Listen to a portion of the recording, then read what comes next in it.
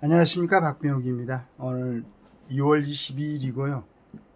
조선일보 강천석 칼럼인데, 한국 하늘도 도울 수 없는 나라가 되가나 라는 지하에 핵 선제 공격 공언한 푸틴, 김정은 야합은 한국 생존 위험, 동북아 급소에 위치한 한국 한눈팔면 나라 번영 순식간에 끝나, 이런 이제 내용이 들어있습니다. 근데 이걸 읽어보기 전에 이제 제 개인적인 생각으로는 지금 그 미국의 어떤 뭐 간섭이라 해야 됩니까? 제어라 해야 됩니까?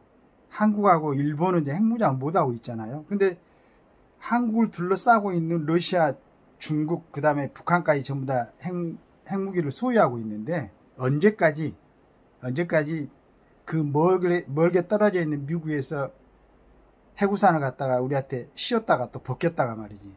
대통령에 따라서는 미군 철수한다고 그러고, 이런 상황에서 언제까지 우리가 핵무기를 갖고 있지 않고 이런 조건이 있어야 되는가.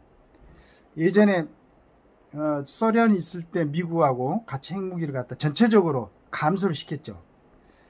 우리도 이제는 대한민국에서도 일본이나 같이 핵무기를 같이 갖고 있고, 그 다음에 동일한 조건 하에서 중국, 러시아, 북한, 그리고 우리하고 일본하고 같이 핵무기를 갖다가 감소시키는 그런 정책을 구사해야지. 언제까지 맨날 눈치 보고 말이지. 정상적이지도 않는 저런 생각을 갖고 있는 푸틴이나 시진핑, 이런 정책적인 거, 저 어린아이 같은 애들한테 휘둘려서 5천만 이 사람들이 이렇게 맨날 걱정하면서 살아야 되는가 하는 생각을 하게 되니까 아침에 너무 화가 나네.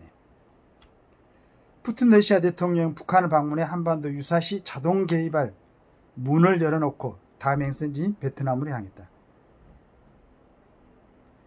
요즘 보기 드문 참 비정상적인 생각을 갖고 있는 친구죠. 근데 저는 재밌는 게, 그 러시아라 하면 대단한 문호들도 있고 참 문화가 발달해 있던 나라인데, 이상하게 이런 친구가 계속 대통령을 하고 앞으로도 또 할 수 있는 그런 여지가 충분히 있는 그런 상황에 그 국민들, 그 다음에 항상 얘기하지만은 우크라이나에서 집계한, 이번에 지금 우크라이나 전쟁 때 러시아군 사상자가 40 몇만 명이 넘었단 말이에요. 우크라이나가 합하면은 80 몇만 명의 젊은이들이 지금 푸틴의 생각으로 죽어가고 있는데, 지금 이런 친구들이 남은 나라 국민들의 생존권까지 갖고 있도록 말이죠, 허용을 하고, 그 다음에 지금 트럼프는 지가 대통령이 된다면은 미군 철수하겠다는 이런 얘기는 하는데, 대한민국이 충분하게 지금 핵무기를 가질 수 있는 조건인데도 불구하고 못 갖춘 이유가 뭐냐 이거지. 근데 우리도 이걸 핵무기를 가질 수 있는 방향으로, 근데 이제 우리만 한다면은 세계적으로 경제 제재가 있고 막 그럴 텐데, 여러 가지 상황상 지금 마침 지금 푸틴, 그 다음에 지금 시진핑, 김정은, 이런 뭐 정상적이지 않는 통치자들이 이렇게 위험한 상황을 만들고 있는데, 이때 우리하고 일본도 같이 핵무장을 할 수 있는 기회를 가져야 될 거라고 생각합니다. 현대 전쟁은 침략당한 나라를 구분하는 경계성이 희미해졌다. 푸틴이 통치하는 러시아가 표명이다. 푸틴은 2014년 우크라이나 영토인 크림반도를 기습 공격해 러시아 영토로 만들고 침략을 고토회복이라고 정당했다. 러시아는 10년 후 우크라이나를 공격하고, 이번에는 우크라이나 동부 지역의 러시아계 주민을 보호하기 위한 조치라고 했다.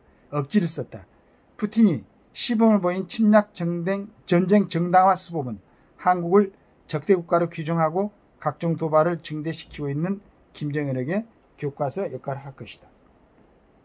푸틴과 김정은은 자기네 국가가 실존적 위협으로 느끼면 상대 국가를 핵무기로 선제 공격할 수 있다고 공언한 세계에서 단 2명뿐인 국가 지도자다. 이들의 야합은 대한민국의 생사를 가를 수도 있는 실존적 위험이다.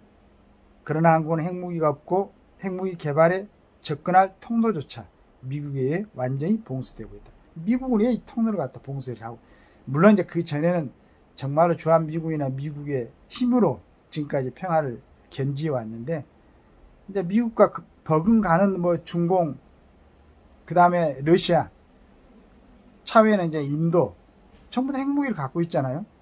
그러니까 미국도 더 이상 힘들지 않으려면은 대한민국과 일본이 핵무기를 가질 수 있도록 해야 된다. 그렇게 생각하고 있습니다. 그래야만이 저 친구들도 무서워하지. 한국하고 일본하고 핵무기가 없으니까 지금 소련에서는 우크라이나를 침공하고 그 다음에 아랍 저쪽에서는 이스라엘을 침공해가지고 미국이 아시아까지 신경 쓰지 못하도록 만들어 놓은 다음에 한국이나 일본을 공격하면 어떻게 할 거야? 북한과 북한 뒷배를 봐주는 국가들이 제멋대로 한반도 긴장을 늦추거나 높이거나 낮추는 것은 한국과 북한 사이 핵무기 균형이 무너졌기 때문이다. 북한의 위협을 키울 때마다 미국이 전략무기를 한국에 보내는 것은 아스피린 같은 해열제에 지나지 않는다. 너무 표현을 적절하게 했습니다. 러시아가 독일을, 중국이 일본을 핵무기로 선제 공격하겠다고 협박한다면 독일과 일본이 한국처럼 속수무책으로 먼 산만 바라보고 있겠는가? 주권 국가라서 제 정신이 있다면 근본을 생각해. 여기서 이제 강천석 씨가 근본이 난 것은 자체 핵무장을 해야 된다는 얘기입니다.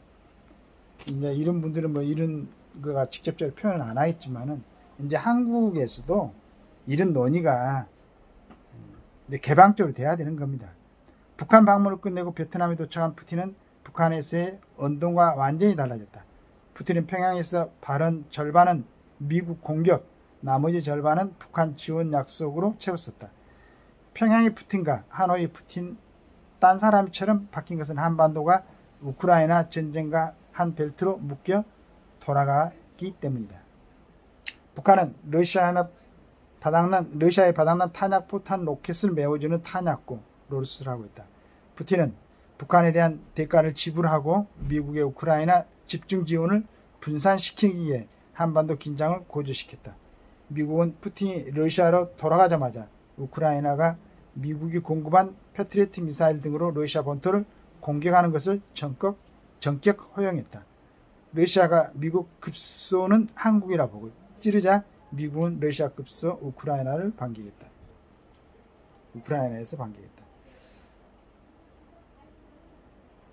자, 여러분님 뭐 길게 저처럼 비전문가가 얘기할 게 아니고 뭐 감정만 섞여가고 이제 조금 그 전문가들 그리고 책임 있는 사람들 국회에서 무슨 그 최상병 특검 공수처에서 지금 수사하고 있는데 왜 뭐 특검 이런 국력을 낭비하지 말고 지금 이런 이중한 상황에 자 우리도 이제 핵무장을 합시다 하고 우리만 하면은 국제적으로 또 애면당하고 따돌림 당할 수도 있으니까 지금 심각한 이 국제 상황을 갖다가 뭐 설명을 하고 한국하고 일본하고 같이 한다고 그러면은 충분하게 방어할 수 있지 않을까 그렇게 생각하고 있습니다. 자 이제 한국 핵무장을 해야 됩니다. 저 어린이 그 다음에 푸틴이나 시진핑 같은 비정상적인 집권자들 이런 사람들한테 언제까지 대한민국이 놀아나야 됩니까? 이제 결정을 할 때입니다. 감사합니다.